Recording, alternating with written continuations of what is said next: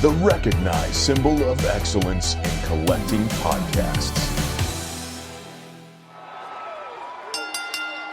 What's up, guys? Welcome to Mighty Champions Action Figure Radio. This is the show where we talk about action figures, toys, collectibles, and all that sort of thing. So if that's what you're into, sit back, relax, because we're about to unbox 1 or most likely 2 hours of top shelf front row toy talk. My name is Battle Ravaged John Sargent. And my name is Spider-Man Classics Series 2 Christian McGann, a.k.a. the Toy Biz disciple, a.k.a. the 250-pound prodigy, as they say. Are you one of the villains? What do you mean? You're not Spider-Man. Well, you don't know that. I guess that's true. You guys can subscribe to the show wherever you're hearing the sound of our voices. While you're there, leave us a review. It would really help out the show. It's the only way that it can grow.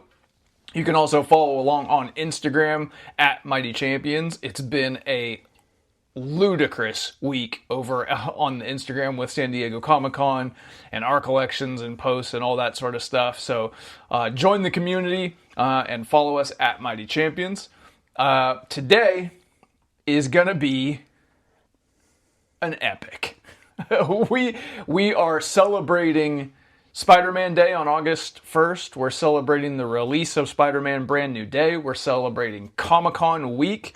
So this is going to be all 90s Spider-Man episode. We're going to look at Maximum Carnage and tell you which figures you need to build a Maximum Carnage display. We're going to go over a good portion of the action figure news that came out of San Diego Comic-Con. I'm hesitant to say all because that would take longer than we've got. And we are going to give you the top 5 and bottom 5 Toy Biz animated Spider-Man figures from the 90s, which I'm so stoked about, dude. Stoked. Before we break into all of this 90s Spider-Man San Diego Comic-Con goodness, what have you been up to, man? How's your weekend been? Yeah, it's been really good. We just got done talking about how I watched the Odyssey. You saw it a second time. I'm not going to dive into that, obviously. Not going to talk spoilers or whatever.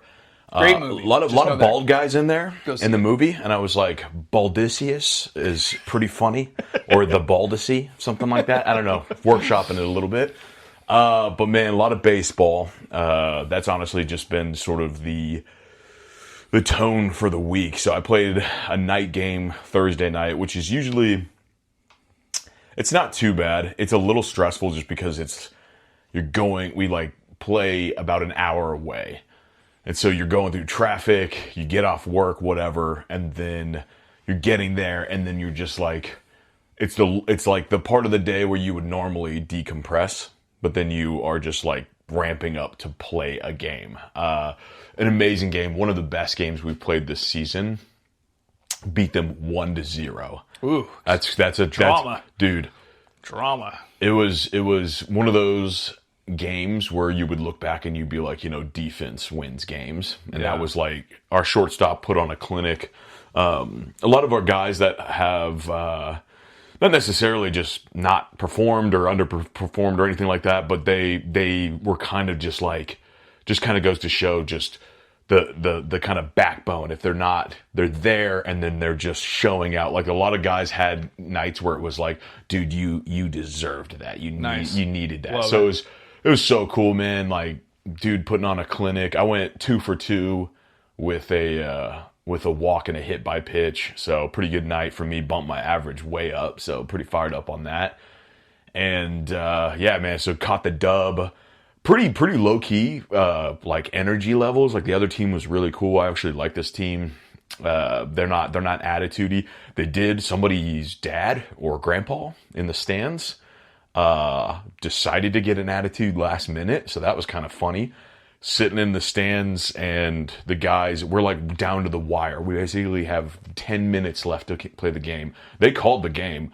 We were like clapping hands, and the other team was like, well, like, give us a shot to like try to come back. Mm-hmm. And then we were like, but we only have like, we're going to go hit again. If we start, it'll be us coming up to hit. So it doesn't make any sense, but all right, whatever. And, he was like, well, it ends at like 9:30. Like we have a hard stop. And then, they were like, so we're done. And they were like, well, let's just go to 9:40, please. And then they were like, I mean, I guess so. And then some old dude sitting there watching was like, the game ends at 9:35, you idiot, to the ump. Everybody just stops and looks and is like, who are you, bro? Dude, we were like, are you, like, we thought he was joking. And then we realized he wasn't. And so naturally, he's fired up about 5 minutes about something he's not participating in. Basically, we all just stopped and looked at him and we were like, how long you been drinking, man? Yeah. And then he just shut up. Yeah. And then the ump was like, do I need to go over the rules with you in particular? And then I guess somebody from the other team was like, stop, Grandpa. Got him. It was crazy. But yeah, so man, winning and losing, the difference, God, winning feels good, man. So, but yeah, the next night we had a pretty cool practice. We played on like a really awesome field. And did kind of like a mashup, so got to play with a bunch of guys. It's like a bunch of other teams where we throw our gloves in, they all get spread out, and so you kind of don't know who you're with, and you get to face arms that you typically don't get to see. So that was pretty good. Got walked back to back, man. People too scared to throw to me. Respect. Man, it was... I'm like... After, it was funny, after each AB, everybody's like... Man, I'm sorry about that. I was trying to get you something good. I'm like, hey, man, like just throw it down the pipe. I'm good. That's good enough for me. But they're gonna bring the rubber chickens. Yeah, dude. But yeah, so far pretty awesome. And then it was kind of weird because typically baseball will happen on the weekends, but since it already happened, had the weekends open, which is hadn't been that case in a minute. So didn't really know what to do. So Samantha and I, my girlfriend, she was like, I want to go thrift. So we kind of go out a little bit and it's just like so busy, especially with like thrifting in Austin. That's like a to-do list for a lot of people in Austin. That's an odyssey. It is an odyssey. Yes. So I did come across some monsters of people. I was like, I can't. We did one there and I'm like, I'm going to go sit down. She typically likes to have me where she'll pull out everything that she like put in a basket and then just like look at it with her in a mirror. I'm so sorry. I can't do this. She was like, you're rude. I'm like, that's rude of you to expect me to be okay with just standing here and just looking at these clothes. So that sounds like hell on earth. Dude, it was rough. Sounds like my worst nightmare. After that we were leaving, then she was like, well, I kind of want to like keep thrift, and I was like, I'm sorry, I cannot do that. I was like, we got to go find something where like I want to be there too. Yeah. And that's a little too one-sided. Dude, I was like, my brain just can't hang right now with that. Like I'm not going to do it. So we decided to drive to Taylor, Texas, which is like a very small town, kind of outside of Austin. There is a Taylor Antique Mall there. That's kind of, it's been like up in the atmosphere of like, maybe we should check it out. Heard, sometimes they got toys and stuff like that. But it's a small town and it's just far. It's far. It's like too far of a drive. That's why we've never made it out there. But I was like, whatever. We don't have anything else to do. Let's do it, and maybe we'll get lucky. So we drive out there. We go inside. Already, where I'm just like, holy crap! Did we just waste like an hour to get out here? Lamps and couches. Dude, lamps, couches, gloves, like hammers, and like. Cool. Yeah, the only thing was when we got out, where it was adjacent. I mean, like, basically parked in the grass of a sit-down Pizza Hut. Okay, so now I was talking. like, and I was like, this could either be amazing, where I find the coolest stuff ever, and then I walk across the street and walk freaking 10 feet and go eat a sit-down Pizza Hut, or it's just gonna be a really hot day. Yeah.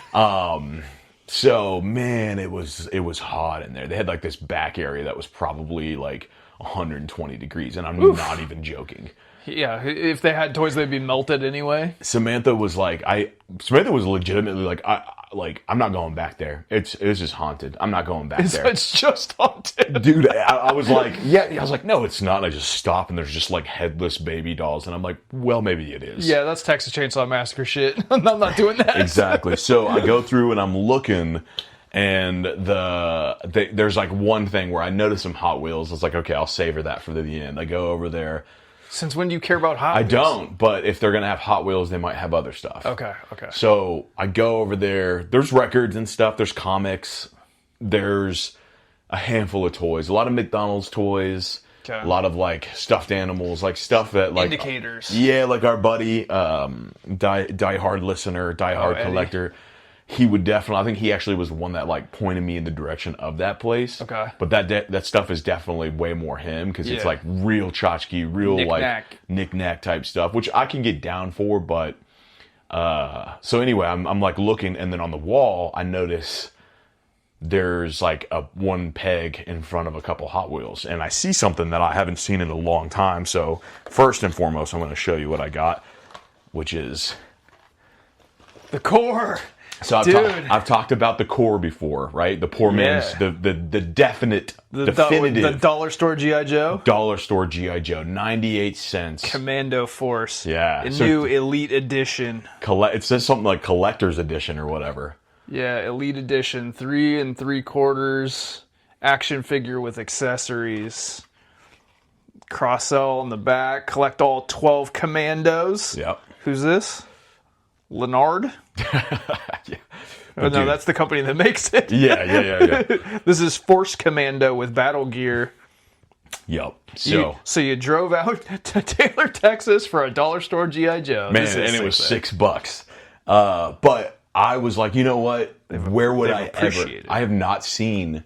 I've seen like vehicles and stuff like that. Like Dallas Vintage Toys has like a huge vehicle of that. 2003. But yeah, I mean that was my heyday, dude. 2003 Leonard Toys. I've never heard Leonard in my life. Yeah. It actually sounds like something that you're maybe not allowed to say. Yeah, exactly. But dude, 98 cents. That was what you would get. The vehicles. The sniper rifle in there with him is just brought back so many memories, dude. It's crazy. Yeah, these little tiny guns are super like detailed. Yeah. For how small they are. So he looks like Jesse Ventura. Yeah. So I was like, okay, that's cool. Definite shout out. Definite like it hit in the memory core banks. So I was like, all right, that's pretty cool. So anyway, that was it from there. And I was like, okay, well, they have another one. Some lady was like, oh, yeah, my sister owns the other one down the street. So I get out. Oh, a whole other store? Yeah. Oh. So then we go over there, and then it's like even worse this time. I'm just like, oh, God. Like more old lady than the previous one? 100%. Like crazy Victorian era old lady. And there was one thing, like one booth at the very end that did have like 90s Joes. Okay. But not your thing. Not my thing. And that was it, dude. Just like some McDonald's toys. Whatever. So then there's one shop. Did you go to Pizza Hut? No, we didn't. What the heck? I was like, did we eat lunch? And I was like, oh yeah, I forgot. Like, had a giant freaking like quesadilla thing. Oh. Didn't remember it. But next door there was a vintage place. And I was like an antique store. Like they shared the same building. And like a thrift store next to an antique store? An antique store next to an antique store? Yeah. I was like, this must be like warring factions of 68-year-old Hatfields women. and McCoys. This is actually their stuff. Yeah. So when I walk in, I was like, I told Tim, I was like, do you want to go in there? She was like, I don't know, do you? And I was like, may as well like make it semi worth it. Go check it out. When we walk in, the first thing I notice is like a stuffed Daredevil from like 2003. And I'm like, hold on just a second. There might be something here. Like, let's just keep looking. Didn't have a price tag. Dig a little further. I look down, there's like some Power Ranger walkie-talkies. I'm like, okay, getting closer and closer and closer. Of course, when you're out antiquing or going to vintage antique malls or whatever, you're going to see the exact same people. So we just basically traveled as a unit to all these places. So it was just like, what's up, man? I saw you at the other place. Yeah. And I go in, and I'm walking around the corner, and then I see like this group of fat nerds. And I was like, oh yeah. So then I go over, and it's just like a Star Wars setup. And so there's Star Wars Power of the Force Episode 1, and I was like, okay, like we're getting close. So I'm through there. First thing I do is like, how much? Because if it's over 10? If it's over 10, yeah, which pretty much it was. Ugh. Yeah, it was like Lando was 25 or Are something you like that. kidding Yeah, me? it was. That's a crime. As I was Alert the FBI. As I was looking at these at the prices, there on the other side was the owners, and it was some old lady, and she was like, "Yeah, this lady, she loves to call us every once in a while, try to give us grief about what she's got, and she just tries to tell us how we." Simply how to do our jobs when we've been doing this for a long time, and I'm just sitting here like holding a $5, $25 figure. You know what I'm saying? Yeah, exactly. Yeah. And as I'm there, there's these other guys that are looking at it with me. They're definitely like collector type dudes, man. Probably like, I don't even know, 5 foot sharp, maybe. It was funny. It was like 6 of them. They all looked exactly the same. The minions. And they were like looking at the Star Wars, talking about like, man, how did this even get approved, whatever. And then one of them says, "Hey, man, do you want a rat tail?" Oh my god! Oh my god! The rat tail? It's not the same. It's not, because I had the Obi-Wan, but this. Wait a minute. There's different more. character rat tails? Because he gets a rat tail in the very end of episode 1. So it's literally a plastic bag with the thing stapled onto it. So the only difference is who's on the cardboard. It looks thing? like it's shorter on him, but it might be. Maybe it's not. Maybe it might actually be the exact same one. But holy crap, dude! I was like, I'll take that. Oh my god! How much was this? $10. Worth it. It was worth it, dude. I was freaking cracking up. Produced by. Okay, so for those of you who don't know, I told a story a couple episodes back about buying a rat tail. Dude, I can't even believe I'm looking at this. For episode 1. Warning, choking hazard. Yep. But I bought it from a thrift store and wore it.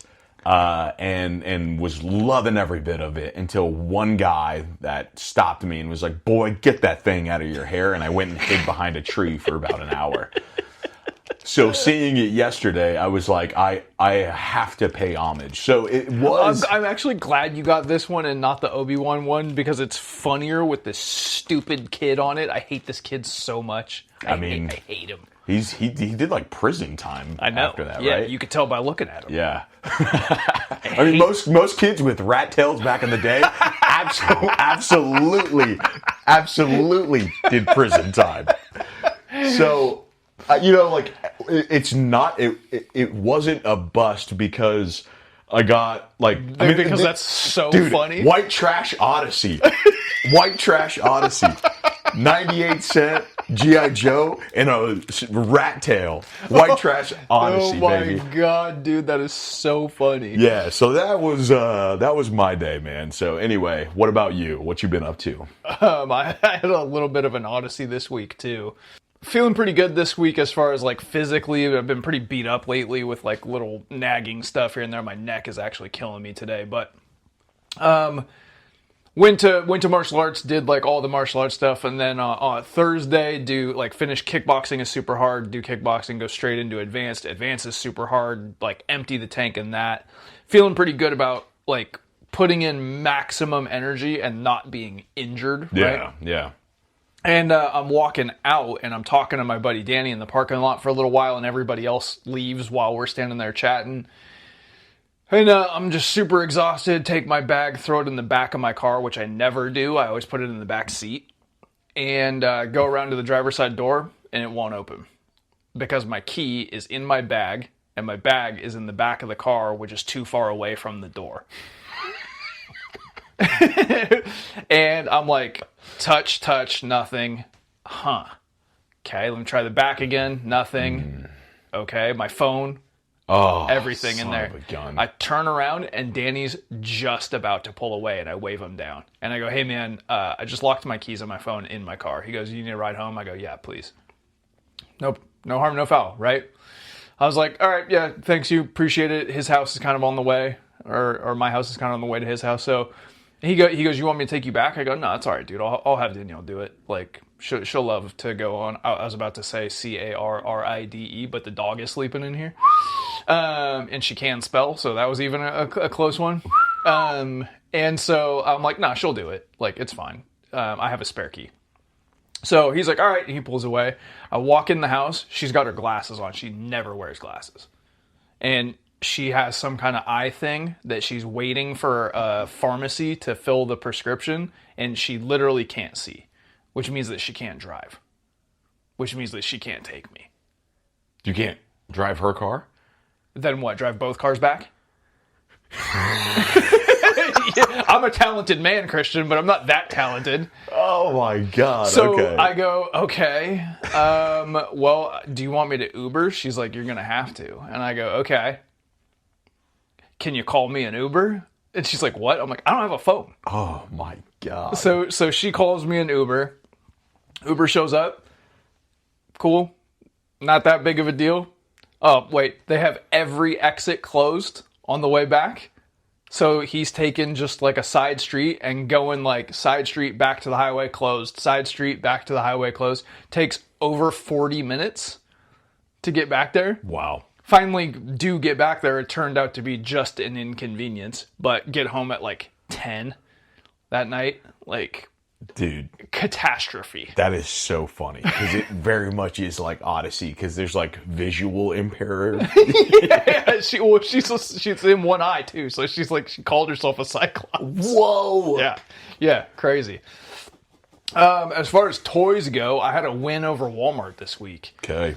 The Walmart exclusive Ultimate Edition Cactus Jack became available on Mattel Creations, which is a thing that has been happening more frequently, is that I think Mattel has figured out that Walmart's not doing their job and they're not getting their product into the hand of the consumer, right? Which is only going to hurt sales. Right. So things become available on Mattel Creations. So I got that Cactus Jack, opened it up, reviewed it, love it. It's up on at Mighty Champions on Instagram if you want to take a closer look at it.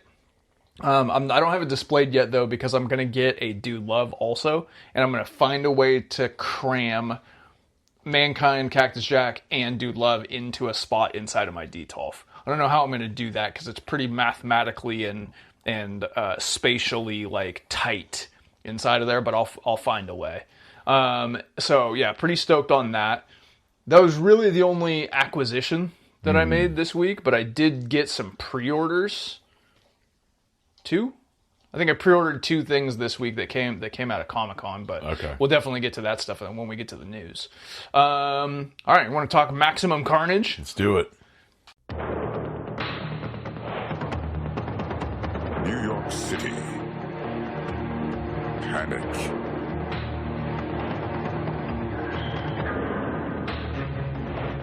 Terror. Chaos.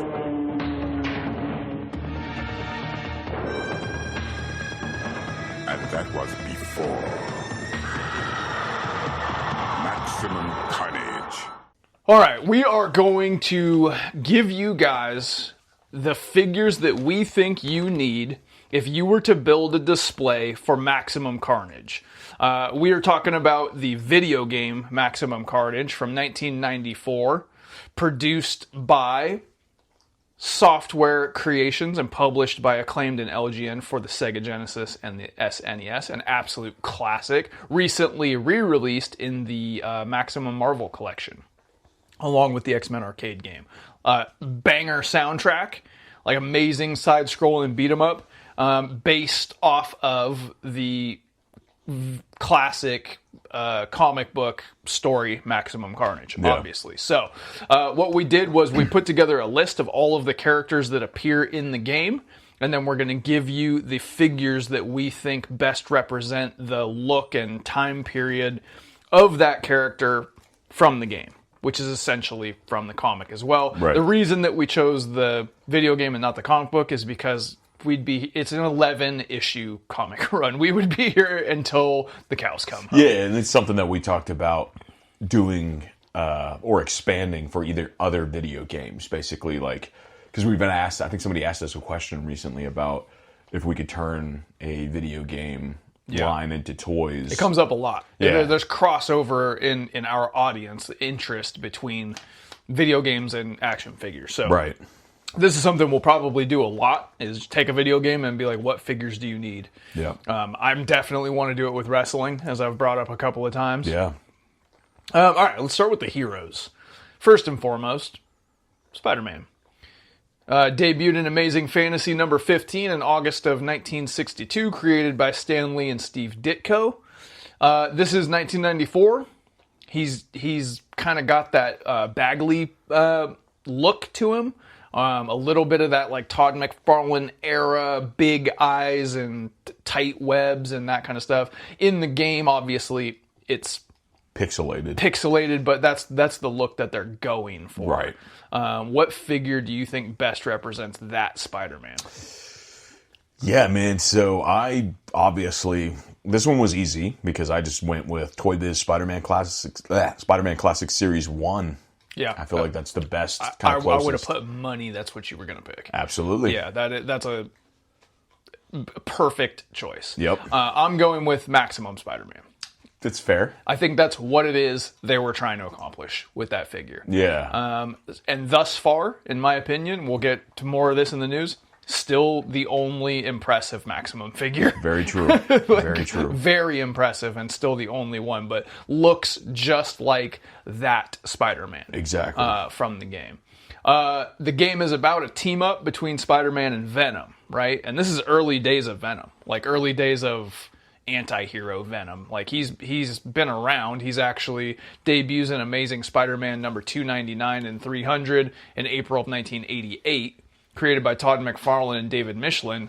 But early 90s is when it, like, becomes a thing. Yeah. And this is, like, the big, hulking, jet black, like, classic, standard, regular Venom, tongue out, green goo, that Venom. Yeah.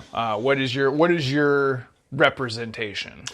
So I went with the Toy Biz. Good Lord, I can't say the word that I say 200 times a day.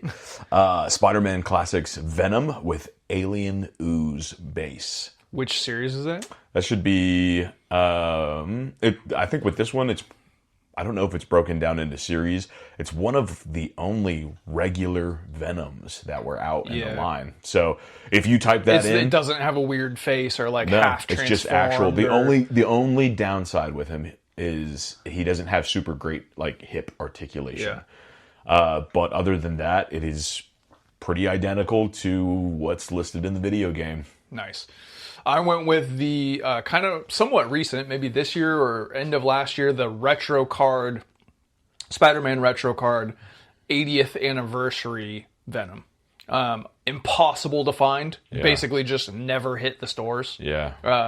It's on the Hasbro Marvel Legends Spider-Man retro card. It has a little 80th anniversary sticker.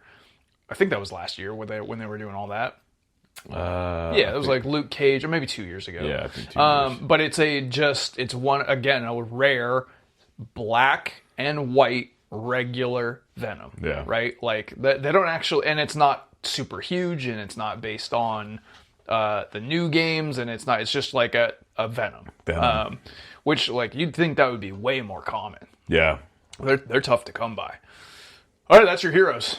Other than the supporting heroes, but let's get into the villains. So I actually broke down Carnage and Cletus Cassidy as almost like two different figures. I don't know if you did. Yeah, I did. Carnage debuts in Amazing Spider-Man number 361 in 1992, created by David Michelin and Mark Bagley. My guy, Mark Bagley. Venom doesn't really have that many like different looks necessarily, except for like if you wanted to break it down, video game, cartoon, action figure, whatever, but Carnage kind of looks like Carnage. Yeah. Cletus Cassidy changes, modernizes, whatever. To me, in this era, and in the game, there's a lot of animations in the game, so those animations are basically what it looks like in the comics. He looks like the Joker. Yeah. He has that, like, triangular, long chin. Like, you could hear his voice as Mark Hamill. Yeah. You know what I mean? He's got that, like, carrot top yeah. thing going on. What figures did you go with? So for Carnage specifically, I went with the Toy Biz Spider-Man Classics Carnage with the spider trapping action. I think that's a perfect version of Carnage. That's just straight to the point. Then for Cletus Cassidy, this one was interesting because I don't think there is a... There isn't one. Yeah. So I have like 3 different options for what I would do. To stand-ins? And I'm going to be honest, for every single one of these things, obviously I call myself the Toy Biz disciple, so it would be sinful for me to go anything outside of Toy Biz. So just prepare yourself. I'm not going Hasbro. That's I ain't doing it. And that's the bottom line. So I did find one that was perfect, which is from Rogue Toys. It's a custom figure. It's exactly who he is. I think he's in like Rogue Toys is a customizer. Yeah, okay. I guess so. But I think you can buy it. But it is him kind of like in a jumpsuit, kind of like if he's in prison, or like in a sane asylum or something like that. The other thing that I would do is I'm not really super fixated on like the scale component, because to me it's like a background-esque character, right? Or you don't really see too much of it. Oh, well, you wouldn't really see too much of him. So if you had him. Yeah. But I was like, okay, who looks like his head? Not a lot of people. But Ralph Dibny, the elongated man from DC, kind of has a, redheaded, sort of triangular shaped face. Psycho ginger kind of. Kind of like that vibe. So I was like, well, I would just probably get a Carnage body and just pull that head off. And put that on the body if I needed to. I also found, which we'll probably talk, this is kind of a tribute to what's coming on the second segment, which is the 90s Toy Biz Carnage Unleashed, which is basically like Carnage body with a Cletus Cassidy head. So I'd go with one of those. I think the custom toy one would be doable. Obviously, I'd be crossing over into DC, but I collect DC Universe Classics, so I'm not breaking any rules. Okay. For Carnage, I'm going to give you 2 options, because they're kind of 6 in one, half dozen in the other. It's really just a matter of preference. I have in my Spider-Man display the Carnage from the VHS 2-pack that comes with Black Suit Spider-Man. Right. And it looks exactly like the Carnage from the animated series does, which looks exactly like Carnage does in the video game. But there's also one on a retro card that has a bit more black to it, that I also have on the wall here, just in my like retro card. So it's just really a matter of how you like your teeth. How do you like your black portion of I think him? I actually like the one that you have displayed. I prefer the animated one. Yeah. I think it looks a little more toyetic, I guess. Yeah. I'm with you. There really isn't a just standalone Cletus Cassidy, really Marvel Legend at all. Yeah. So I'm taking the head. It is a Cletus Cassidy head that came with a Carnage figure that was in the Monster Venom wave. Okay. And it looks like Cletus Cassidy looks. It's a Cletus Cassidy head. Cool. Then in the West Coast Avengers 5-pack, there's a Hank Pym in there that's wearing an orange jumpsuit. Wow. And then you just head swap it, and you've got Insane Asylum Cletus Cassidy. Beautiful. Which is like, the opening of the video game. Yeah. So if you're putting together a display, gotta have it. Yeah. All right, Shriek. Big part of the story, big part of the video game. Debuts in Spider-Man Unlimited #1 in 1993, created by Tom DeFalco and Ron Lim. I'm going with, in Marvel Legends, they call it the Shriek body for a reason. The Shriek figure from the Armadillo Build-A-Figure wave. Not that great of a figure. The Shriek body is outdated at this point, but the body, the buck, is referred to as the Shriek body. Interesting. Because of the Shriek figure. So, really just no other choice. This one was difficult because I swore off not doing Hasbro. So, I had to think about... There's not a Toy Biz? There isn't. I was wondering, as I was going through mine, where will Christian run into this just doesn't exist? And then what? Yeah, this is where we hit that checkpoint. Okay. So I love the idea of doing custom figures. Never done it before myself. The concept of doing it sounds really fun to me, and I just can't pull the trigger to get the equipment, the time, the skills.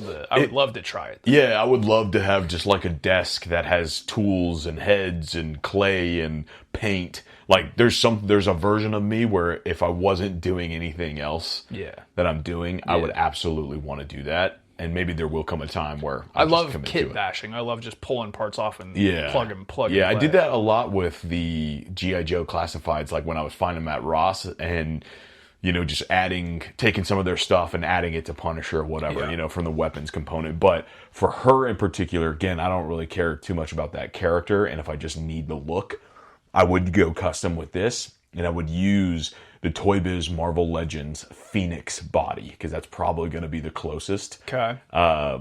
Because it's pretty non-intrusive. With her, you would just paint her. Just painted. She doesn't have like multiple arms or tentacles or anything like that. She's just you just paint it. Yeah, she's just a humanoid. So and you really wouldn't need to do much other than just paint. Yeah, so she's just black and white. Yep, exactly. Okay. Up next, Doppelganger, which is like a monster version of Spider-Man. Debuted in Infinity War #1 in June of 1992, created by Jim Starlin, Ron Lim, and Al Milgrom. I don't like the like monster versions of characters. Super like doesn't really appeal to me. Is there a Toy Biz Doppelganger? So, fascinating question. I was like, God dang it. My first initial process was, do I get the Spider-Man classics, like Man Spider, where he's turning into a spider and then just swap heads? Yeah. But then I did find 1996 Toy Biz 5-inch Doppelganger figure from the animated series. Okay. It's 5 inches. Yeah, you're not going with scale. So. I'm not going with scale. It's a little bit smaller, but the articulation is still there. Again, if I'm building a shelf and from a distance, it's just a place filler. Yeah. It would work just fine. Put everybody else way back. Exactly. So to me, it's perfect. There is a Hasbro Marvel Legends Doppelganger from the Molten Man Build-A-Figure wave. It's not a great figure. Yeah. I don't think it's like... It's dated now, and it wasn't that good to begin with. Mm-hmm. But if you just are doing this shelf because you love that story or that game, and you need a doppelganger, that's the one. Yeah, that's the one. Okay, Demo Goblin, which shockingly to me debuted in Web of Spider-Man number 86 in 1992. I thought that was an older character, created by Gary Conway and Sal Buscema. There is a Demo Goblin Build-A-Figure that came out in 2020. So, for Hasbro Marvel Legends, easy peasy. Done. Interesting. For Toy Biz, it was not easy because there isn't one that is actually called Demo Goblin, but based off of the look, it is Demo Goblin. But it's Hobgoblin is what they call it. Yeah. But before I found the Build-A-Figure, I was kind of confused when I was doing my research. I was like, I couldn't find it because it's a Build-A-Figure. Yeah. And I was about to go paint a Hobgoblin. Yeah. Yeah. Well, this one is like all of the listings for it are they say Toy Biz, Spider-Man Classics, Demo Goblin, Hobgoblin. But it is essentially the toy. I think it's Hasbro did a version of it, or somebody did a version of it. It's the same exact figure, but it comes with like a hood, and its face is way more of a goblin-y type face. So I was like, well, that works perfect then. Yeah. So I'll do that. Okay, last villain on the list, Carry On, debuted in Spectacular Spider-Man number 25 in 1978, created by Bill Manlow, Jim Mooney, and Frank Springer. There's not a Hasbro Marvel Legend for this one. There's not a real 6-inch scale one. So I am just going to say grab a Hobgoblin and paint it. Yeah. Yeah, I could not find one. There's no Toy Biz version of it either. The thing that I was like, okay, maybe you could create a custom by using the Spectre, because he wears like a hood, he's got kind of pale skin. Yeah, I could see that. And then you would just need to give him elf shoes or whatever this character wears. And then you got yourself a debt. Or he might actually already wear elf shoes, I think. I think the Spectre already does that. I think he has like Robin booties. Yeah. Okay, supporting characters, meaning in the game they offer offensive support. Captain America, you guys might have heard of him. He debuted in Captain America Comics number 1 in 1940, created by Joe Simon and Jack Kirby. You are spoiled for choice on this one. Beautiful. But you've got to get that 90s that Captain America. So based off of the pixelated picture of him, He's like the big hulking kind of version where he's like super muscular. Yeah. And I was like, okay, Toy Biz has perfect versions of him already, but which one matches that one the best? And Toy Biz Face-Off series, the Captain America and Red Skull 2-pack. Yeah. Dude, absolutely Perfect. the best. The best. Perfect. The best, Jerry. The best. Mine is also from a 2-pack. I'm going the Gamerverse 2-pack that comes coincidentally with Venom. Oh, wow. Because the colors super pop, right? Yeah. Because it's based on a different video game. So that is your best and brightest, like physically, aesthetically brightest Captain America that also has the regular shield. Because the Secret Wars one that I have would have worked, but it comes with the broken shield. Yeah. So going with the last year brand new Gamerverse. Perfect. Next up, Black Cat. Debuted in Amazing Spider-Man 194 in July of 1979, created by Marv Wolfman and Keith Pollard. You're in a little bit of a pickle here because Toy Biz does not do the ladies well. I mean, but they do everything else perfectly. And they just so happen to do this perfectly. Really? The Spider-Man Toy Biz Sinister 6-pack. Oh, she's in that. She's in there. Okay. The most like perfect concept of all time, which is just, hey, do you like Spider-Man? Yes. Do you like all of his villains? Yes. Do you want them all in the same box? Yes. Mom, can I have that? No. This is your birthday and Christmas. I just went with the Spider-Man retro card. Perfect. She looks like Black Cat looks. Like, yeah, good enough. Yeah. I've never been a huge fan of the character, but like if I mean, if she walked in here right now, would I? Yeah, so there you go. All right. Up next, Cloak and Dagger. Debuted in Peter Parker, The Spectacular Spider-Man number 64 in March of 1982, created by Bill Manlow and Ed Hannigan. What did you go with? Is there a Cloak and Dagger Toy Biz Marvel Legend? There is not. Okay. So this one was interesting because I fully anticipated that I needed to go custom on this. Okay. So second thought process was already going to be like, okay, I go Spectre or something like that. And then I was just like, I'm going to pull a page out of what I did with Doppelganger. I'm just going to see what they have in the 90s. I'm going to go back in time a little further. And they have a Cloak and Dagger 2-pack Toy Biz 1997, like collector's edition or something like that. Same thing, kind of like 5-inch scale. In what line? Spider-Man? Yeah, no, it's just their own thing. It was like 90s. It just says Cloak and Dagger on the box. Oh, really? Yeah, it's like a collector's. Weird. I didn't know they did that. I didn't Yeah. know they went away from X-Men, Spider-Man. No, they did like the Marvel Universe stuff or whatever. But yeah, they have a 2-pack with them. They're like right on the cusp again. Late 90s is where the articulation started to change, and so they're good enough. Again, if I put them in the back, you're really not going to know too much. They're not as detailed. They don't look as good, but staying within my scope of practice. So obviously, I'm still going Hasbro Marvel Legends because the scale does matter to me and continuity and da da da da. So these are bad figures now that could really honestly very much do with an update, and I think would sell and people would be super into it. But the ones that exist right now come in the Spider Build-A-Figure wave, the Robot Spider SP // DRR. So they're dated, but if you put the two of them together, just stick them on the shelf, you're not playing with them, it's absolutely like, oh, hey, that's Cloak and Dagger. Yeah, I don't think there's any like diehards out there that are like, gotta get it right, man. Yeah, exactly. Death Clock, which I do not recollect him in the game, but he is in the game. Yeah. And he debuted in Astonishing Tales number 25 in 1974, which shocked me because crazy. I learned about him in the 90s and haven't heard his name since the 90s. Yep. He was created by Rich Buckler. What'd you go with? You already know it. Toy Biz Marvel Legends Deathlock from the Galactus Build-A-Figure wave, a super classic figure. Have you gotten that one yet? Because you need the Galactus I need part, it. right? Yeah, no, I haven't got that one yet. That one again, it's What like part does he come with? He comes with, I think, the torso. Okay.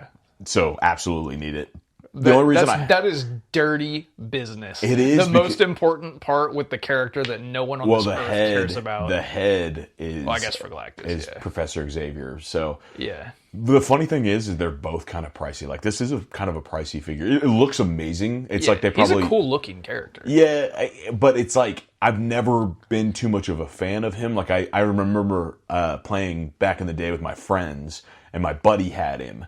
And I was just like, he's hard to pretend with because he's got a skull, ugly face, but he's got cool articulation, and he comes with a gun. Yeah. So because he's not popular, I've never met a Death Clock fan. There hasn't been a new Marvel Legend. The last one was in the Sasquatch Build-A-Figure wave, which is like pretty old at this point. Yeah, but it gets the job done for this. I think the name is cool, and then he kind of looks like he would be like really hype in the 90s. Yeah. Like with the name Deathlock. I think they thought we got a hit on our hands when they kind of revived him, and it just didn't take off. All right, up next, Firestar. I did not know this. Firestar debuted in the TV show Spider-Man and His Amazing Friends from September of 81. I thought she was a comic character before that, but she wasn't. Her comic debut is in Uncanny X-Men 193 in 1985. She's created by John Romita Sr., Rick Hoberg, and Dennis Marks. She does not have... So the look that we all imagine is her 80s look, right? The big high collar and the red and yellow. But in the game, she's got her 90s look, which is like a black and yellow jumpsuit. There is not a Marvel Legend of that, as far as I'm aware. So I just went with the old school one from the Spider-Man and His Amazing Friends 3-pack. It's not going to match the look of the game. It's quite a bit different, but if you just need a Firestar, maybe you could grab that one and repaint it. So as I normally do with these lists, I typically forget one. That is the one I forgot. Because I remember thinking like, oh, that one's going to be hard. But, I mean, I've pulled from the 90s. I'm going to do it again. So I'm going to pull out the 90s Toy Biz. Is it red and yellow or? It's red and yellow. Yeah, so I don't know that there is a figure in her black suit. Probably not. That's like one of those blip in time suits that people don't even remember. Yeah. Up next is Iron Fist, the Master of Martial Arts, debuts in Marvel Premiere number 15 in 1974, created by Roy Thomas and Gil Kane. This one's such a layup for me. It's the 2-pack with Luke Cage that came out like 2 years ago, because that one's got the high collar. It's this look. It's that 70s, disco look. Yeah. And one of the most fun to pose around figures that Marvel Legends has ever produced. To just have it in your hand and like put it into poses and positions is so fun. I love that figure so much. Yeah, I mean, I went with a pretty similar kind of, probably has a Spider-Man body, to be honest, because the articulation is so good. Mm-hmm. Got the Iron Fist from the Toy Biz Marvel Legends Apocalypse series, the Build-A-Figure wave. Again, captures the most perfect version of that character. Yeah. Next on the list is Morbius. At your service. It's Morbin time. Debuts in Amazing Spider-Man number 101 in 1971, created by Roy Thomas and Gil Kane again. There is not a great Hasbro Marvel Legend Morbius, so I went with the Absorbing Man Build-A-Figure, because the next best one is more representation of the animated series. So to get kind of in this time zone and like what it looks like in the game, I went back a little bit further. Not the best figure, but it does look like what you need it to look like. Yeah, same. I went with the Spider-Man Classics Morbius with Fang attack action. And it's not super great, but I don't care enough about that character to care. Yeah. Okay, the last two are actually the ones that I had the most fun with, because I just knew when I put them on the list, these figures don't exist. Yes. Correct. I was like, we're gonna have to do some creative thinking here. So the first one is Muzzoid. Good lord, dude. I think maybe Muzzoid only exists in the game. Okay. And Muzzoid is a robot that protects the Fantastic Four building. Ah, okay. Muzzoid is like a line of defense for the Fantastic Four. Wow. And it's like a bunch of ball bearings, basically, that make a robot that you have to fight in the game. Okay. It's like a robot dragon made of circles. Yes. I don't think doesn't exist outside of the game. I went with, there's a movie that came out a couple years ago called The Wild Robot. Okay. It's a kid's movie, and the robot kind of looks like that. Interesting. And there's a company called Blitzway that made a $264 version of the Wild Robot. So the dumbest character in this display is $264. Honestly, I looked at that. I was trying to find anything like a glimpse of that character, and I'm like, I will let him take care of that. I have no idea. So I didn't come up with one. I was like, I wouldn't even know how to customize that. Yeah. Okay, and then the last one, Thugs, Enforcers, and Rioters. It's a beat-em-up game. Yeah. It's guys with trench coats and mohawks. It's, the Kangol hat and a cigar. It's 90s beat-em-up jabrones. Yeah. The whole point of the story is that Shriek is kind of influencing people to behave in a certain way, and Spider-Man is fighting his way through them. Spider-Man and Venom in the video game's case. So it's just your fodder, right? So I looked I looked to see if there was a Rocksteady and Bebop before they change, right? Because they would be perfect. There's not. That's a crime. There should be. But I went with NECA, TMNT, Tall Thug, and Short Gangster. Okay. I need to look that up. I don't know where they come from, but it's called TMNT, Tall Thug, and Short Gangster. So they work. The kind of somewhat recent Marvel Legend, I think it's like 2020, because they're in the windowless box. The Tracksuit Mafia. Okay. Like, just get a bunch of the Tracksuit Mafia guys. And then FTC actually has wrestling fans. Okay. They sell boxes, I think 2 different boxes of wrestling fans, and it's just people, like kind of crummy looking people. Interesting.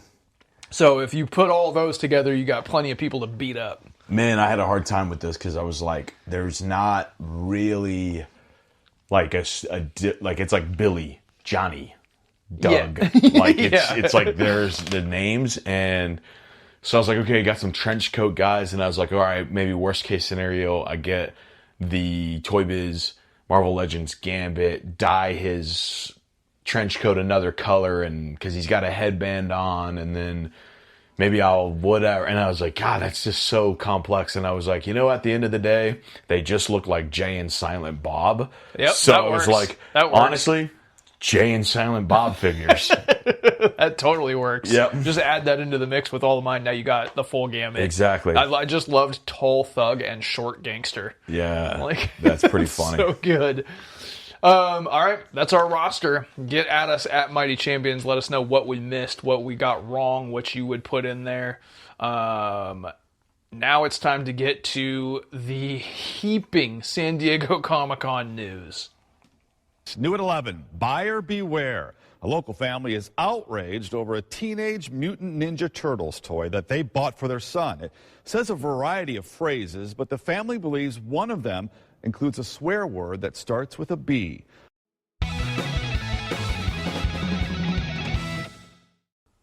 All right, if you've been with us since last year, you know that the San Diego Comic-Con news is no joke. Like I said at the top of the show, this is not everything. It's the stuff that we know that y'all are interested in and that we're interested in. And I'm going to rapid fire large portions of it because it's simply so dense. With that said, it was a little lighter than I anticipated it would be this year, actually. I thought we were going to get a lot more of the DC Mattel upcoming line. We didn't get any of it. We got little pictures of the articulation. Oh, really? Yeah, but not the figures. Like a little bit of like the design of them. I didn't even see that. Like the innards, so to speak. I really thought we were going to get more from Marvel Legends than we did. Well, there's a lot, but I thought it was going to be like ludicrous, like it has been in years past. The only thing that was really, really intense was wrestling. Okay. And then everything else was like, oh yeah, okay, nice. So we'll start things off with Marvel Legends, and we may as well start with the MCU stuff because that was the most recently announced. You guys know, Christian and I, we're not fans of the MCU figures in any way, shape, or form. These, I think, look pretty good, and I do think they're a really cool glimpse at the costumes that are going to be in Avengers Doomsday that are not, like, you can sit and look at these and figure out the tiny details. Starting first with Gambit. Look, I love the way that they make him look in this. Like, he's dressed like Gambit. He looks like 90s Gambit. It's Channing Tatum, but he looks like 90s Gambit.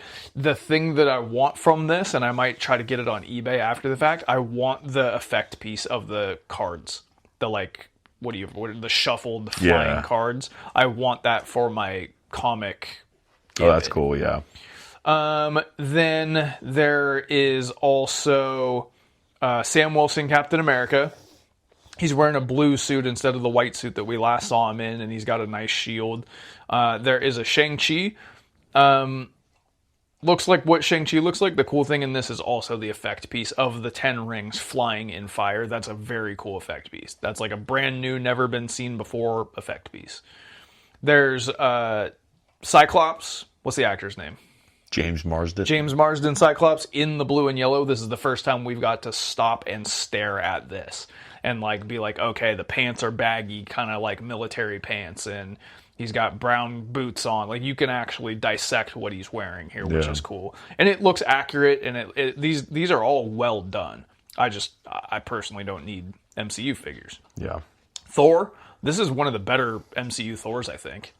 At least short hair. Yeah. Looks good. Looks like what you know Thor to look like. Doctor Doom. This is our first like stop and stare at it glimpse of Doctor Doom. I love it. I love the little like chest what do you call it? Detail. Yeah. I love the MCU Doctor Doom already before the movie has even come out. Like it looks amazing. Magneto, you know, he's also wearing that like military bagginess, but it's in maroon and a little bit of purple. You get a little glimpse of him in the trailer, but not a heck of a lot. I don't know that I would ever need a 100-year-old man figure. I don't think anybody does either. Yeah, just it's like it's not hitting enough notes to be like fired up for it. Yeah. I mean, if you're someone who's like, oh my god, I can't believe I have this. It's just yeah. There's the Fantastic Four who are in Avengers Doomsday packaging. So you got Thing as a standalone figure in his sweater. And then you've got Mr. Fantastic with like a white jacket, and he comes with Herbie. And then in a 2-pack, you have Invisible, Sue Storm, Invisible Woman, and then Human Torch, whose only his legs are on fire. And then he's wearing a jacket from the waist up. That looks terrible. That's pretty brutal. That looks. I mean, I got to be honest. Most of these don't do anything for me because it just is like I'm fired up to buy a Simon Liu action figure. Like right? I said, the figures don't do anything for me. If I'm going, that's what the costume in the movie is going to look like. Then I like looking at these. Yeah, the Cyclops is like the Cyclops and the Doctor Doom, where I'm like, oh, cool, they look like the characters instead of just people wearing like MCU costumes. But dude, like, God, that 2-pack is so bad. Why would anybody want that? He just looks like he's wearing orange pants. Like I don't understand that. It's rough. Okay, getting to some of the other Marvel Legends announced, and I'm going to kind of rush through a lot of these too. If you guys listen to this show, then you definitely follow the pages that we follow. Some of these have glamour shots. Other ones, I'm looking at someone's photo of a pull-down screen slide. Yeah. And it's really tough to tell the detail, and so we can't really report the detail to you. I couldn't tell you where the articulations are and da-da-da-da on a blurry image from 1,000 feet away. Yeah. So I've never heard of Actro Year, but there's going to be an Actro Year. Whatever this giant red robot that seems to have cosmic powers is. There's a new Elsa Bloodstone. These two don't have like a line that they seem to be attached to that at least has been announced yet. I like Elsa Bloodstone from playing Midnight Sun, so that's cool. Earth X Captain America. What do you think of this one?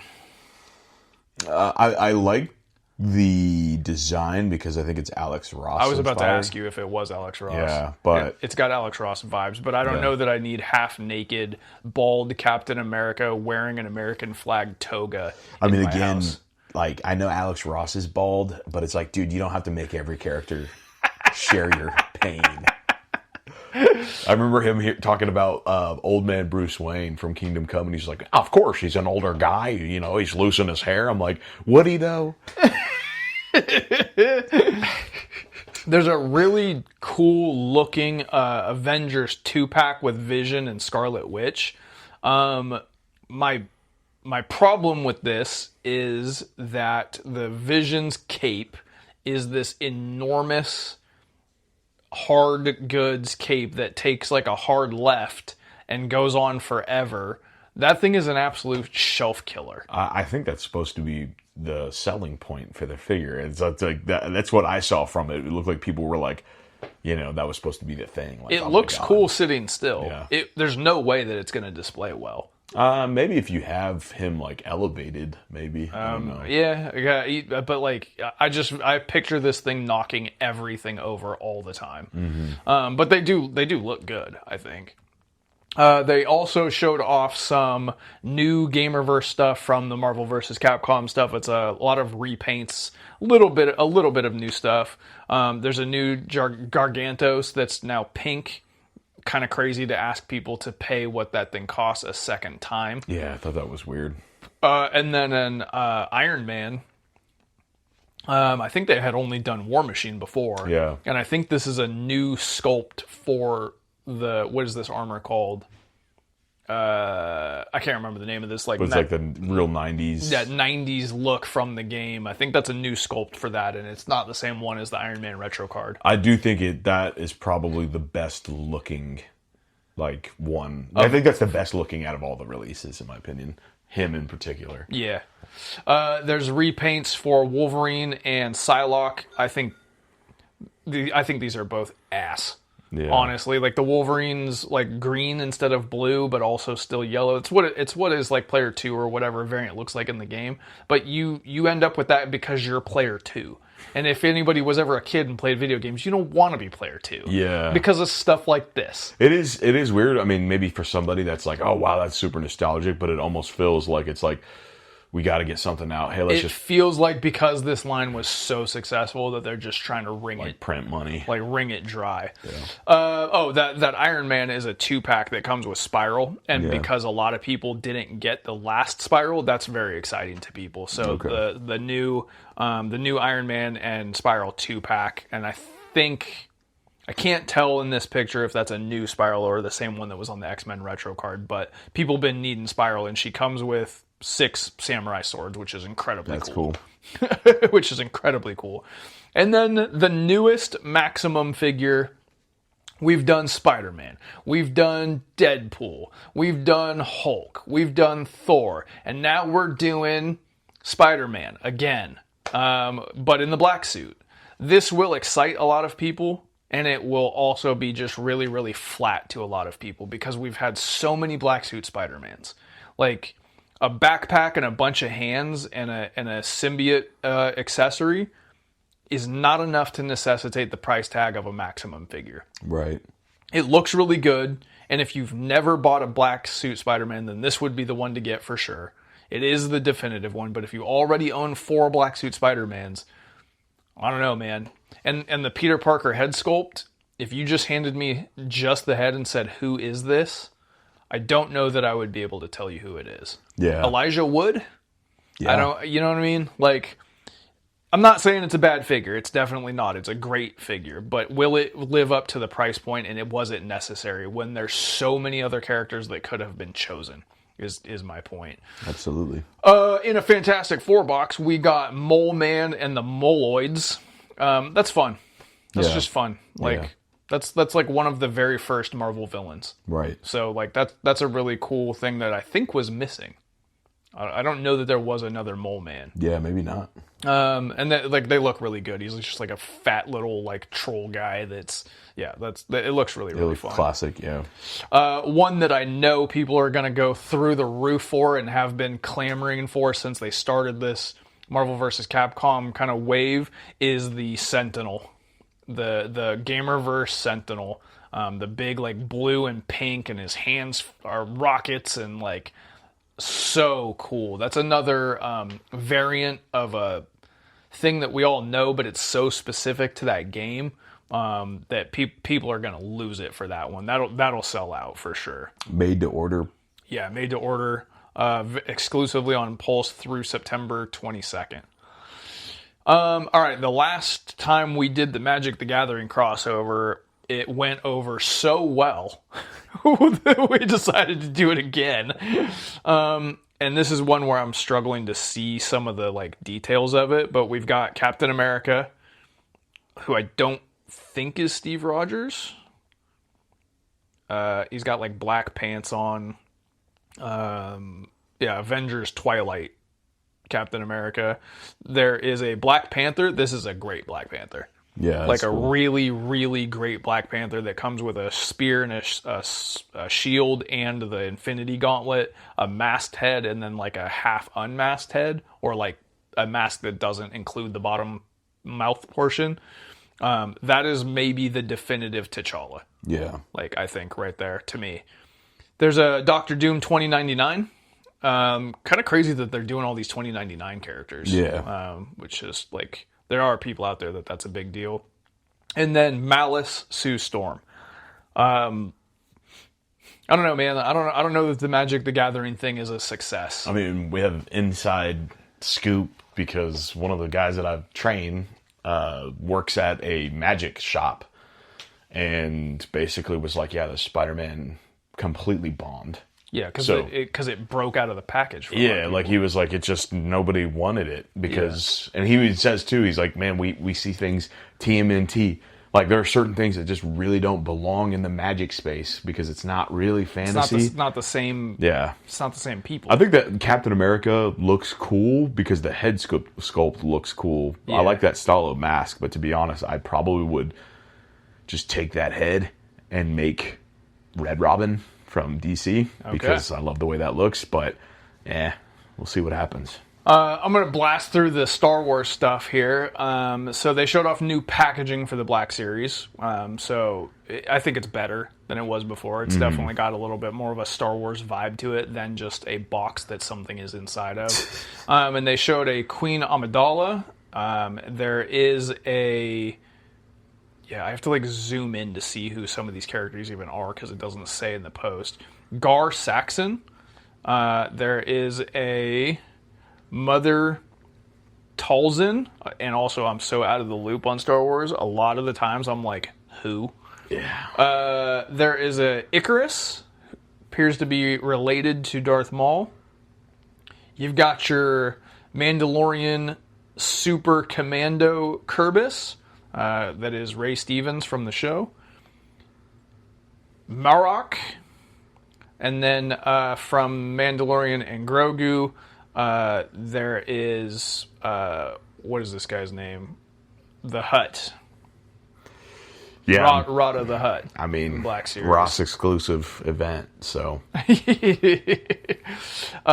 There's a ton of Vintage Series stuff. I'm just going to tell you there's a ton of Vintage Series stuff. Go check it out. All right, McFarlane. I'm actually shocked how much Uncle Todd brought to Comic-Con. Like, he's going out swinging. Yeah.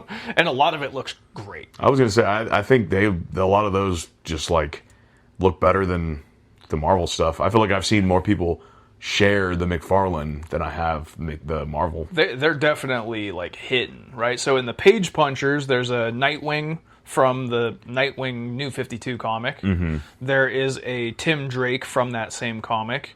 Then you have Batman and Robin from Batman #1. So not to be confused with Detective Comics. Like, so it's a little bit more... Campy. Yeah, like kind of cartoony looking. They look awesome together. Yeah. I think. In the deluxe theatrical edition, there's Batman from the Batman, which I can't... They must have already done that. They've done it before, but he was wearing a lot darker suit, whereas in this one he's got like the gray is popping a lot more. It looks freaking cool. Okay. Yeah. That one's tempting if I'm being honest. Battle damaged Catwoman from Batman Returns. I think that's popular.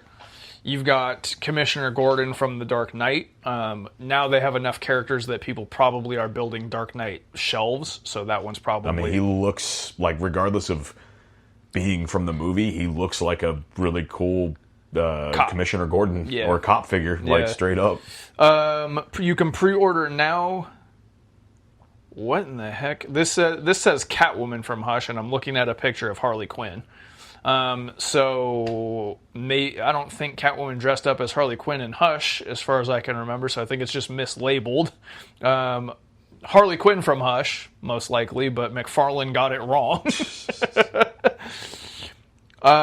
Coming soon, like an entire Green Lantern Corps of like side Green Lantern characters in Sinestro. That's cool. Very cool. Like, I wonder if that's a 4-pack or if it's like a wave.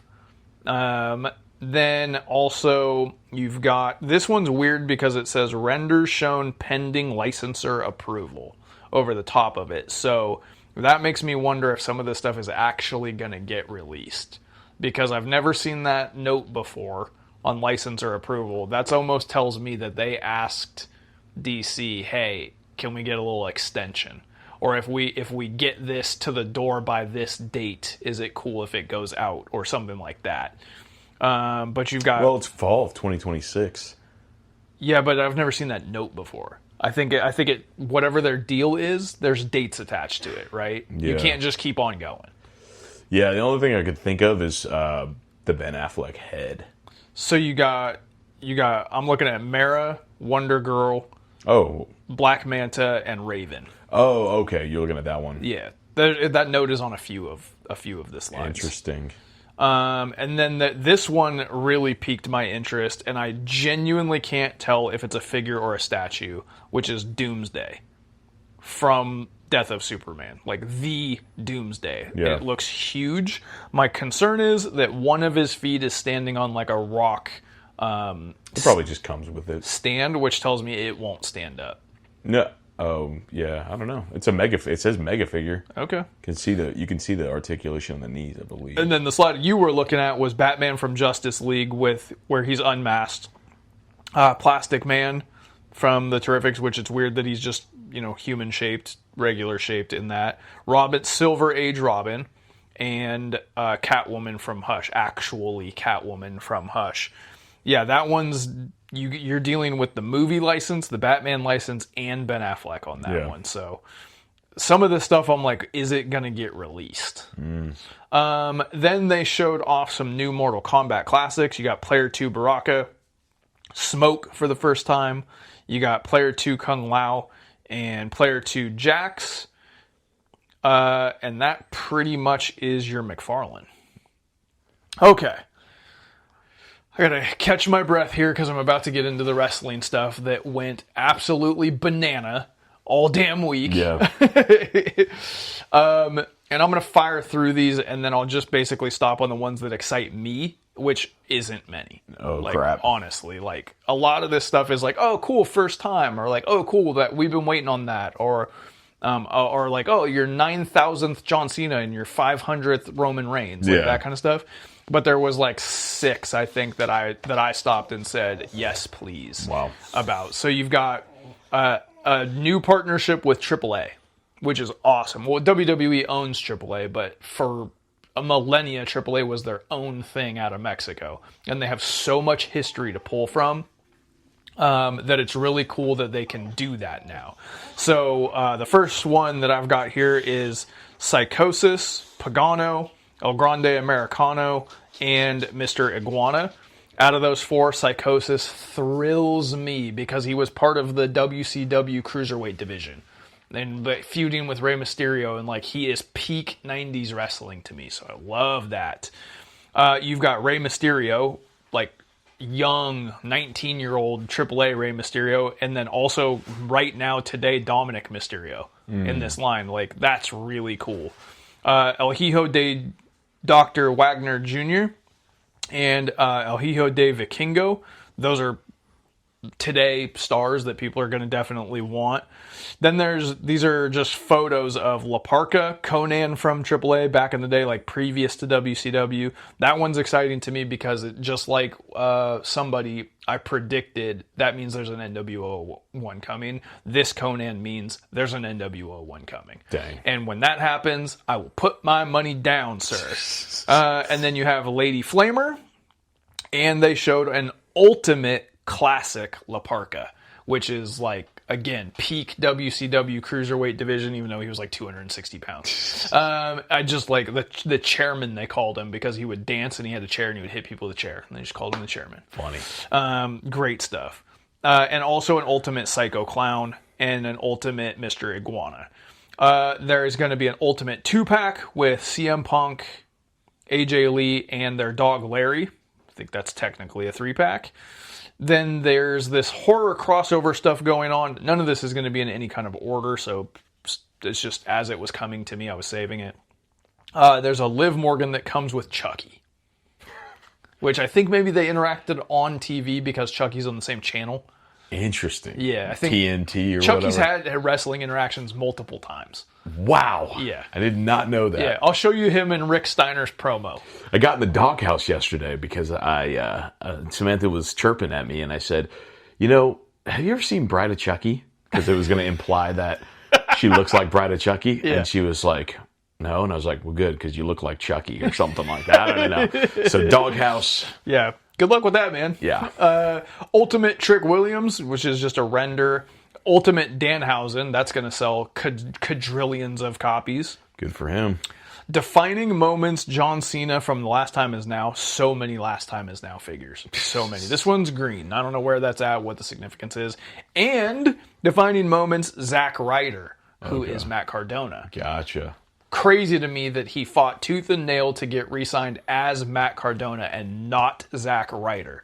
And then his figures that were announced are Zack Ryder figures. Well, maybe that means they're like going back and doing those, so it gives him more opportunity to get new figures down the line. Oh, he'll get a bunch of figures. He's still making money from that, so that's sick. It's just kind of crazy to me that he fought so hard to not be Zack Ryder, and he's the toy guy, and that his toys are Zack Ryder. This is the defining moments, and it's from when he won the Intercontinental title at WrestleMania, which is a defining moment.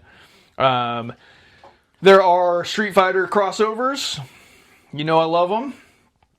Brock Lesnar as Zangief, Stephanie Vaquer as Chung-Li, Tatanka as T-Hawk, that's racist, and Jey Uso as Dalsim. In the Monday Night War line, you got Cold Steve Austin, which is Danhausen cosplaying as Steve Austin.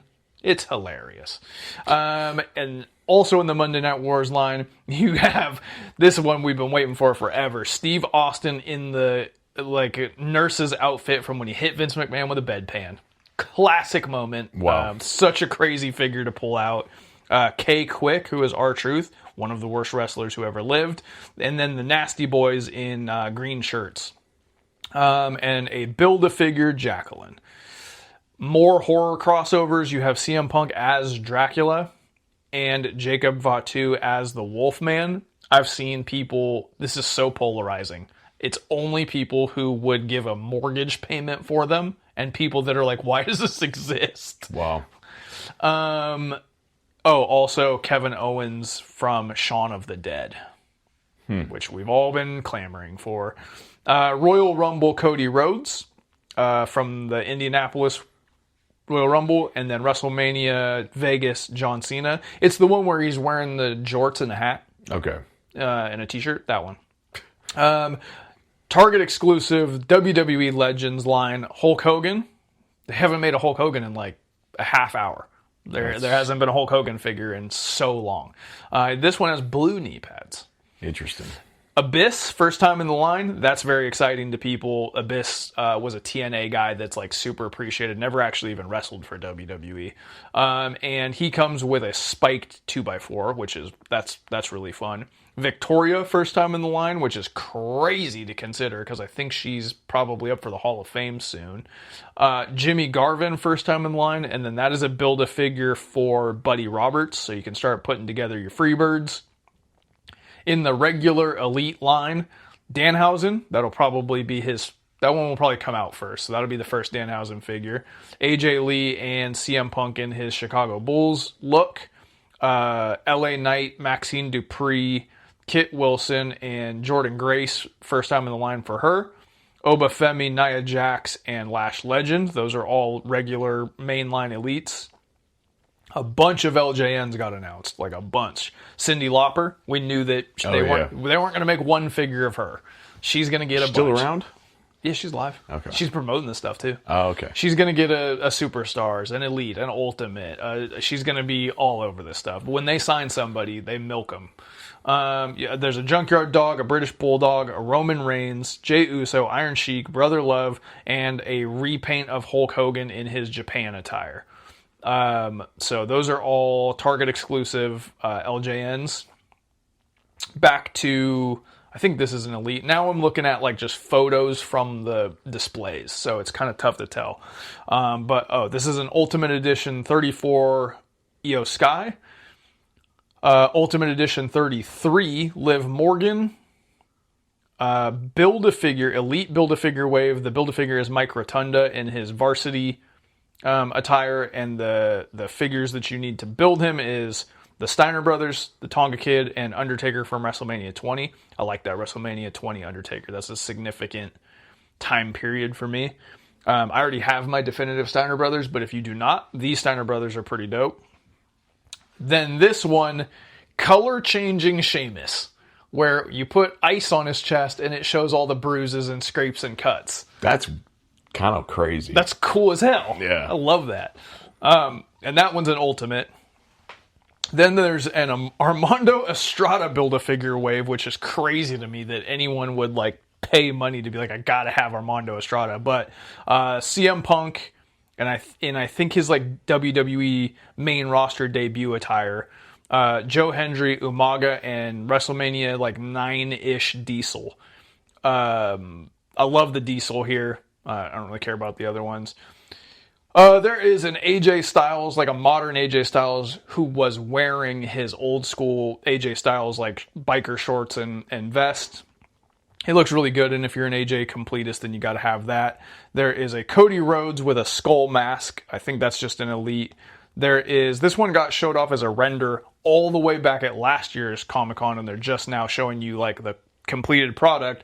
Ultimate Edition 34 Bronson Reed with the Shula Fala. Maybe they turned that into an Ultimate from an Elite into an Ultimate in the meantime, but there's photos of it now. Another Ultimate Brock Lesnar.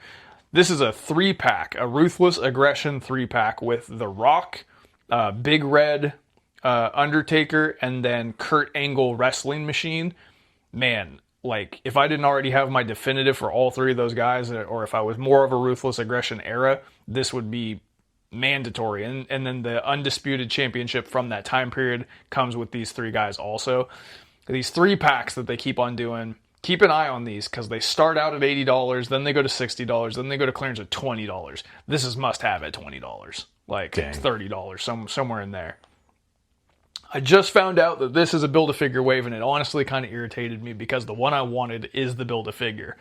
So, the figures you need in order to build the Build-A-Figure is another Kurt Angle, but it's like, this is like debut or like WWF No Mercy Kurt Angle in the red singlet, so maybe I do like that one.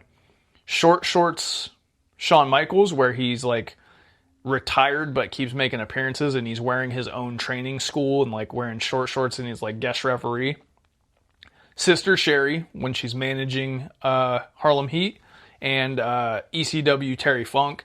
The Build-A-Figure for those four is NWO Stevie Ray, who I have a kit bash of in my NWO display. So to get the actual NWO one is juicy, and the fact that I have to buy 4 figures in order to get that is kind of infuriating. But I like all 4 of those figures. I don't know that I would keep all 4 of them though. They redid Triple H in his WrestleMania gold, like badass spikes attire with a soft goods cape, where the previous one had a hard good cape.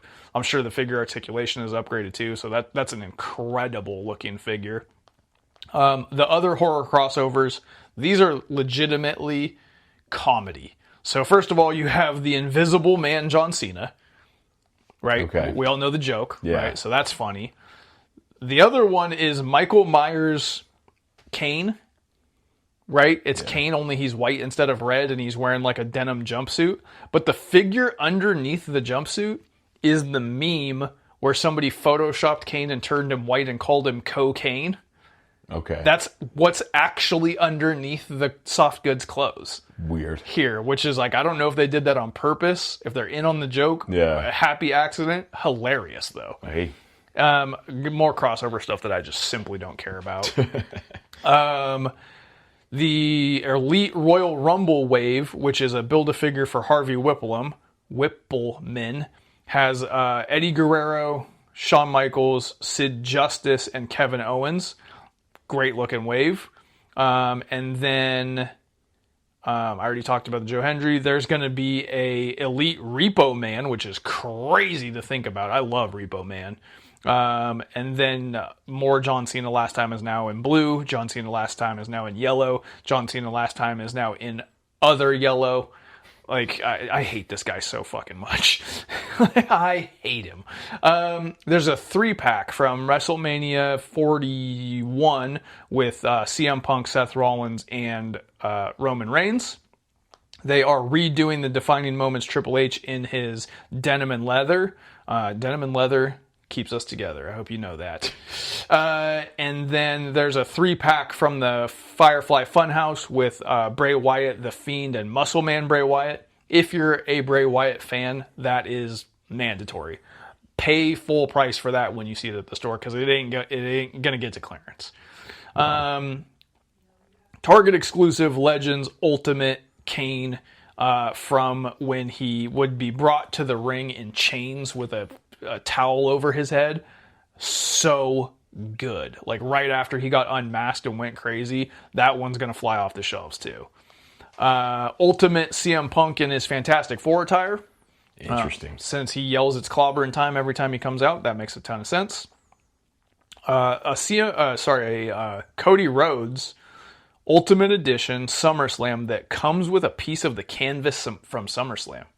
Like, that's a pretty cool, like, little collector's item. Like, a chunk of the canvas, a square of the canvas from SummerSlam. Wow. Like, that's pretty crazy. A new ring. The current Netflix Raw ring comes with Paul Heyman. If you guys don't know, if you need a ring and you're chasing rings and you want one of these rings, they are to scale. They are huge. Make sure you have the space before you buy this ring, please. Is this what you have? Yeah, it's the same. Okay. It's the same ring with different like decoration. Wow. We're now doing Ultimate Moments, right? So you have the Defining Moments, which are ringside exclusives, and then now we're doing Ultimate Moments, which is the same thing in a different box. That's crazy, man. So CM Punk. I mean, that just goes to show, again, that wrestling figures almost like lead the way in they like, absolutely do. Figure collecting. When you're dropping probably 100 or something like that. Just the number of figures that I'm talking about right now tells you they're so far and away in front of everybody else in this space. The Straight Edge Society CM Punk when he got his head shaved and put on a mask. Pretty sick. And, like that's good stuff right there. And then the other Ultimate Moments figure is Dirty Dominic Mysterio. Don't ask me what the event is, but trench coat, mask. Like, I love Dominic Mysterio. Looks good. And then I think the last thing in wrestling is the Penta Ultimate in like the kind of green, scaly, dragony kind of looking box. I love Penta. Looks great. Friends with my tight end, George Kittle. So, big fan of him. But yeah, that's the wrestling. That's the wrestling that I cared to mention. Crazy. One that I forgot to mention, Dennis Rodman. Oh yeah. Dennis Rodman is coming out, so like I definitely have to have that. And then also not Mattel, ringside exclusive, unsanctioned Sabu. I pre-ordered that. Like there you go. I absolutely had to have that Sabu. Kind of interesting though, out of like however many figures that was that you just named. 1,000. I can't breathe. Yeah. And you said you only ordered 2, pre-ordered 2? I pre-ordered that Sabu for sure. And I feel like there was another one that I pre-ordered like maybe the day before Comic-Con, or it was like someone attached to Comic-Con. I think you posted about it just today. I can't remember off the top of my head right now what it was. But that's just interesting. A lot of those ones I just mentioned are not available for pre-order that I care about, because they're just like a render for now. Okay, let's jump over to Jada. They showed off a bunch of new Mega Man, which was cool.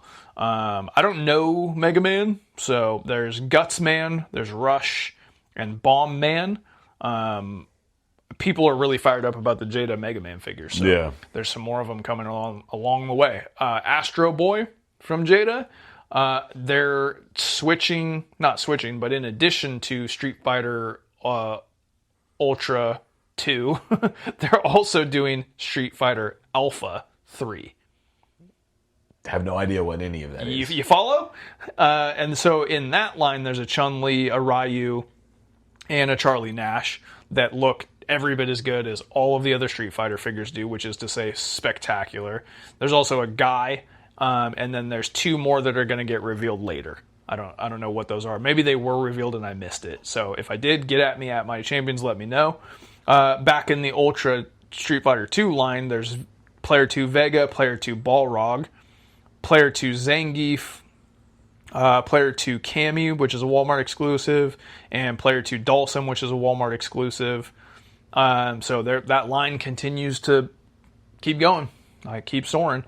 They showed off their Invincible. You got your Invincible in blue and yellow unmasked, which is cool. It has a very like cartoony look to it. They showed off more of these Scooby-Doo figures. Have you ever seen these Scooby-Doo figures in the store?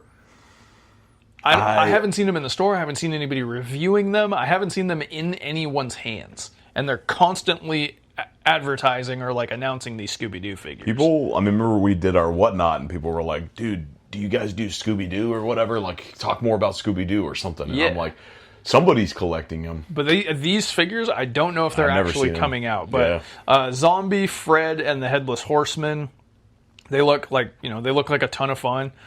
They showed off a Fruity Pebbles Dino. I'm like, okay, yeah, sure, why not? I mean, they do the Count Chocula, like all those stuff. Yeah, somebody likes it. Why not? Back to Invincible, Adam, Eve, Omni-Man, and Battle Beast from Wave 2. I think maybe some of those are already like hitting. Over to NECA. Really, the only news from NECA. They did show off clothed Batman, Superman, and Green Lantern. Yeah. Those are not my thing. They look like the evolution of Migos to me. Like if Migos had kept on going, that's what they would look like today. Yep. But the big news out of NECA is that they're kaput with Ninja Turtles.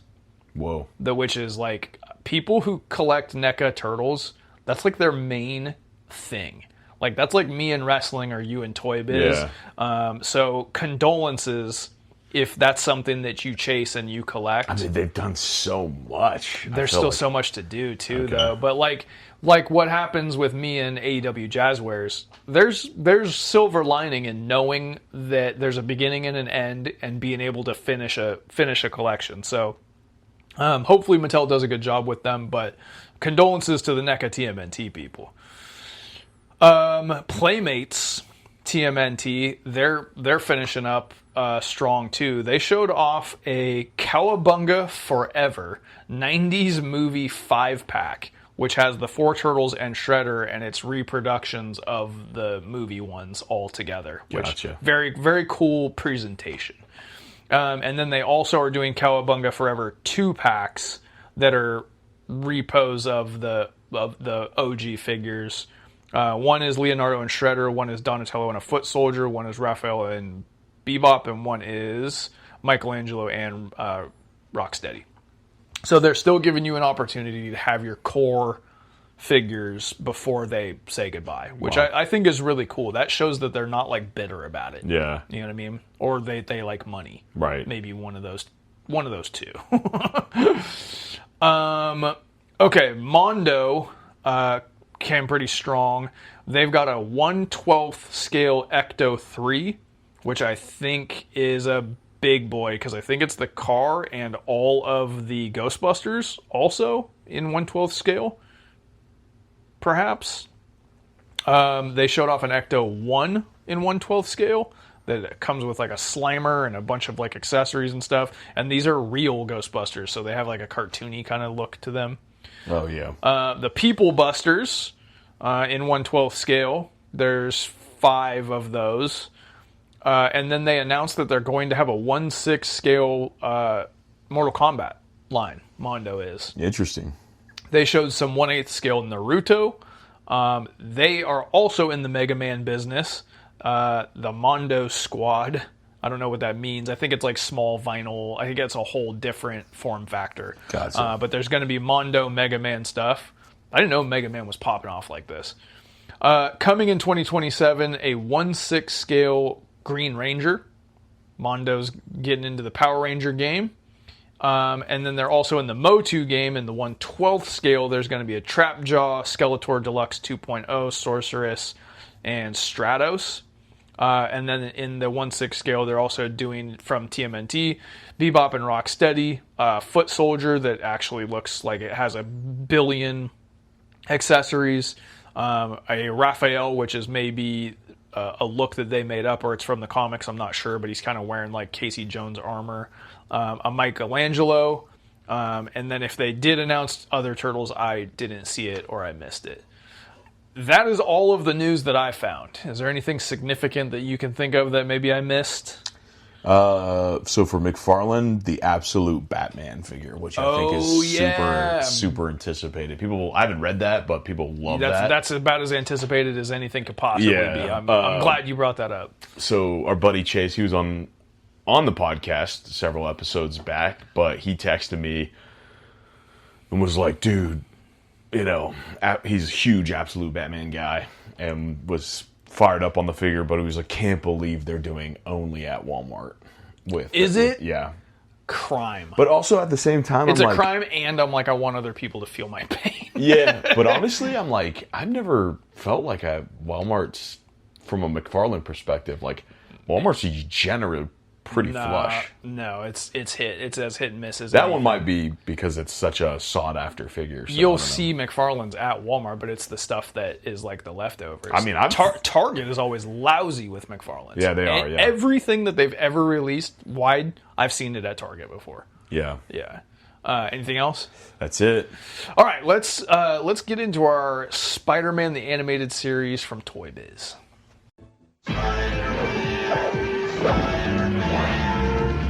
It's lonely at the top. The lizard! He always has a tale to tell. Well, if it isn't Venom, a dentist's worst nightmare. Let me give you a hand. Sorry, Dr. Octopus, wrong floor. I was looking for houseware. Web Racer Spider-Man and action figures sold separately. Since it is Spider-Man week, the movie's coming out August 1st, the day before my birthday, is Spider-Man Day nationally. And since we were just on the topic of Spider-Man in the first place, we figured we might as well keep it actually in 1994, which was an accident that we chose 2 topics from the exact same year. Yeah. But we're going to go through the classic, legendary, like part of the reason we're all here, the reason that the Hasbro Marvel Legends retro cards even exist, the animated series Toy Biz figures. The 5-inch scale, just absolutely delightful little treasures that belong in your hearts and minds. the way that we're going to do this is we've each come to the table with our 5 worst and our 5 best, and we'll start at the worst and work our way to the best. Okay. Sound good? Sounds good. What is, and we're talking about just series 1 through 7, just the main line, and we're not doing There's tons. we're not doing the side stuff and the Yeah. vehicles and the play sets Yeah. and the da-da-da-da-da-da. We're just talking mainline series 1 through 7 here. And I actually listed the way that I figured out mine. I listed every single figure and did, like we've done on the show, which one goes above which one, and I ranked every single one of them. Okay. What is your worst figure from this line? I didn't put this in any particular order, even though I put 1, 2, 3, 4, 5. But Okay, so look at it and pick which one's the worst. I personally think that Smythe is the worst one. I actually hate that character's look in general. I think it's just like a weird, creepy looking figure. Yeah. It's very like H.R. Geiger, like body horror. Yeah, like it is kind of body horror. phallic. And I was like, because again, the way I make decisions about how I buy toys is, would I buy that when I was younger? And I really don't think I would have got that. So What you're saying is totally valid. I didn't put him in mine only because I was watching the show as it was current, and he was such a big part of the show. He is a really big part of the show. The first time I ever saw the show, because this is before my time. Yeah. Born in 92. Yeah. My first experience ever watching this show. Our house, I can't remember why we needed to leave for like 2 or 3 nights. And we got to stay at a hotel, which never happened. And we ordered Pizza Hut. And there was Fox Kids. But And I want Pizza Hut so bad now because of you. I know. And it came on, and I was like, pizza and Fox Kids. I didn't know what And Fox... just anytime you're not home is super cool when you're a kid. Dude, I didn't know what Fox Kids was until that day. And Really? it was like... Yeah, it was like, because you were busy watching Arthur before? watching Arthur, man. Magic School Bus? Dude, it was like, watch Batman the Animated Series on whatever, on Fridays. Watch X-Men on Wednesdays. Watch Spider... And I was like... You saw the other side. But when Spider-Man was on, Yeah. whenever we were there, and Smythe was in it, and I was like, that... Ew. Yeah, so... I think that's a pretty bad looking fig. Okay. My worst one is Rhino Total Armor from Series 7. The standard Rhino from Series 3 is kind of not great. Yeah. They took a not great figure and then made it worse. Yeah. They added a bunch of like nonsense armor that they just made up out of the thin blue air that has nothing to do with the show. He's already wearing armor. He's got a... He's an impenetrable rhino. Yeah. What does he need armor for? Yeah, exactly. like, tell me you've never seen the show before. Right. Well, I'll go ahead and skip ahead with that. I have Rhino, the standard Rhino, just because his face... His face is weird, Yeah. and he's kind of like squatty. I probably would have gotten him when I was younger just to like check the box, but... He's higher up on my list. He's not in my bottom 5 because you need him. Yeah. Like, if you're a kid... I try to look at this the way that you do and be like, when I was a kid, what would I have been the most or least interested in? Right. And you need Rhino. Yeah. Yeah, but like, it does not look good. All right, my next one is Spider-Man 6-arm from Series 5. Yeah. It's just Spider-Man with 6 arms. Yeah. And it doesn't even look like they look like if I told you, hey, make me a Spider-Man with 6 arms right now. Like, here's some super glue. I would never get that. I should have put that on my list. It's just, if you were a kid, when I was a kid, what the hell do I need this for? Yeah, I'm trying to think about it because Mikey, who's been on the show, Especially when Man Spider exists. Yeah, well, he was like, he loves stuff that's just like freak, kind of like, Yeah. monster kind of type stuff. So I'm like, okay, maybe from his perspective, like Spider-Man with 6 arms is sick, I don't know, but I don't need it. All right, my next one, I believe might be like whenever the first Tombstone figure came out, but it's bad. It is bad. It's a bad looking, like his face, a lot of it's with the face. Yeah. He's got like they kind of changed up the body sculpt. It wasn't so like just straight and narrow. It was like his legs were wider, like his feet were further apart, and he's got bigger legs. The Paint app is kind of wacky. He's a really, really small time character in the show too. Yeah. So like you wouldn't really be thinking I gotta have that if you were a kid. It is pretty rough. Yep. My next is Venom Stealth Clear from Series 7. Why? I don't need that. Just why? Yeah. Like your mom goes, okay, we're gonna go to the store. You can get 2 figures. You're never choosing clear Venom under any circumstances. I wouldn't know why. Like you just wouldn't do it. The only reason anyone would own that is if they're a completist of this line. Yeah. And that's the one where they're like, I guess so. Yeah. So the next one for me, Vulture. I'm not really a big fan of the Vulture design. I like the old guy. Yeah. I feel like he's a little bit more classic. This dude in particular, like that one looks cool. It's the same guy when he's stolen somebody's youth. Oh, I see. Okay. Yeah, he's like a age vampire. Yeah, the face again. The face sculpt just doesn't really look super good. So, yeah, I probably would be okay if I had it, just because again, he definitely checks the box of someone you would want to have. Yeah. All right, my next one is Spider-Man Spider Sense. So in the show, they would integrate like CG animation. Yeah. And that one of the times that they would do that was when he would get his spider sense and it would sort of turn negative. Like it would flash on and off negative and you'd hear a noise and that was his spider sense in the show. It's cool in the show. That momentary negative is not a figure. I don't want a like dark black Spider-Man with neon green spider webs.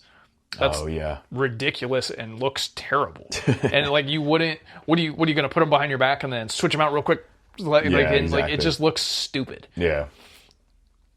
My last one would be Kraven. I don't know. Like, you don't like Kraven? I don't know, man. Like the way that he looks. I think maybe pretty high on my list. If I would have saw him in those episodes again, if I would have watched him, I probably would not put him on the list, but because you'd have an affinity for him. Yeah, because it's like he's so good on the show. Yeah, he is, and I think for me, whenever I was younger and I would look through the Marvel Encyclopedia, that would be where I would look at all my toys, and I always would see Kraven, and I never knew who he was. I always just thought he was just this weird dude that wore like a lion vest. Like it just was kind of weird to me, so I wouldn't have picked him back then, probably. Yeah.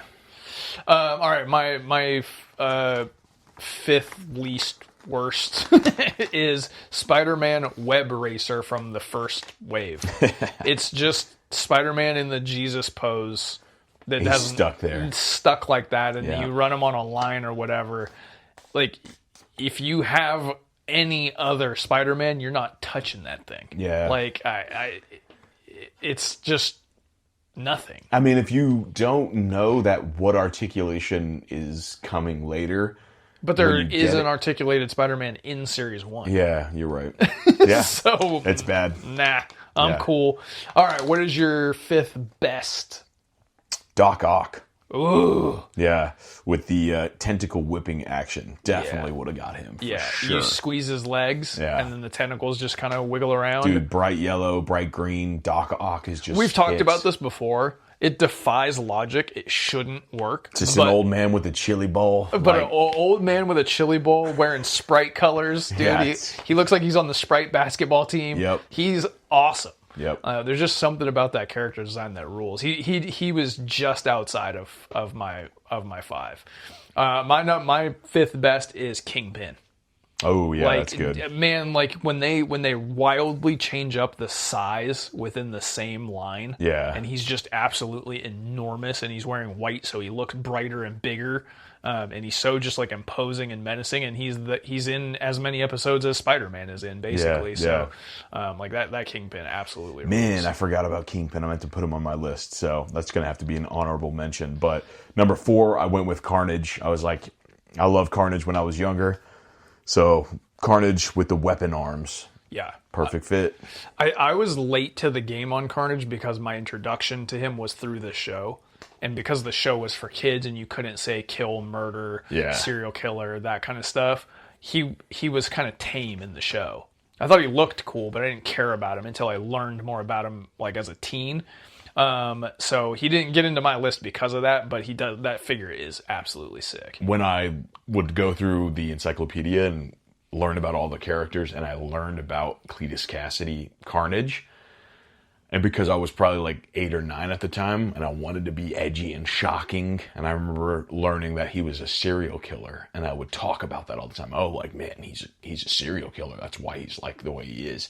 And I always just thought that it would be like, that people would be thinking to themselves, man, this kid watches rated R movies. He's so tough and cool. He's, man, bad to the bone. All right, my number 4 from the Series 4, Black Suit Spider-Man. Ooh, that's good. Like the story arc in that show is my Black Suit story arc. To me, that's how it went. That's how it goes. Yeah. And anything else that has deviated from that, I don't mess with that. So that figure looks great, and it's on my number 4. My number 3 is Venom with the jaw chomping action. Yeah. Because I'm gonna be honest, I'm pretty classic. That could honestly be up for Hall of Fame. For sure. That could be up for Hall of Fame. For sure. Yeah, I kind of was thinking to myself, again, if I'm buying when I'm younger, like I want the heavy hitters. Yeah. Yeah, that's mandatory. Yeah. My number 3 is Superposable Spider-Man. This from Series 3. This Spider-Man figure from this Toy Biz animated series line is what turned into your beloved Marvel Legends. Absolutely. No Superposable Spider-Man in this wave, no Marvel Legends. And it is you have to have standard, looks like what it looks like in the show, regular Spider-Man. And Series 3, shockingly, is when we got the best version of that. My number 2, Peter Parker with the camera accessory. I love it. I respect it. Like you would need that. I would. Like, and Peter Parker is a really big part of the show. He's not like lame. Right. He's like just your homie. Yeah. Yeah. I was so about that. Anytime that there was a like unmasked or regular version of the character that came back or came out at the time, I would always be like, oh my God, I gotta have that. Because I was a storyteller when I played with my action figures. So yeah. That was your 2? Yeah. Okay. My number 2, which I think is probably your number 1. The Punisher. Oh, okay. Dude, he doesn't even look like what he looks like in the show. Yeah. He's wearing blue and gray in the show, which looks sick. Yeah. But the figure is wearing black. It's up to that point the dopest Punisher figure. That dope figure on that card is still one of the greatest presentations in the history of toys, and I think they should do it in modern Marvel Legends. And like the guns, just love it. Yeah, it's not my number 1. I did see that. But because it was Spider-Man, I felt like I should go Spider-Man. So I went with the Superposable Spider-Man as my number 1. Love it. However, I do have 2 honorable mentions, which was Punisher and Nick Fury. Nick Fury is sick. He does look super sick. Nick Fury Very is classic. Sick. My number 1 is Battle Ravaged Spider-Man. Perfect. I've talked about before that Magic the Gathering one. I was about it before it came out because there's something about Battle Ravaged Spider-Man in all things Tobey Maguire, whatever, that just appeals to me, man. Like the dude's just been through hell. Yeah. Then he just keeps on going. I love it so much. Spider-Man's really the only one that they do that with out of all like truly masked characters. Batman doesn't get enough of that. That's what's kind of interesting. I think he has a lock on it. It's like his signature thing to have one eye exposed. It's a luchador thing. Like that's what like happens to luchadors is they end up like half ripped off and bloody and stuff. Like that's cool. Do you want me to rapid fire through the whole thing?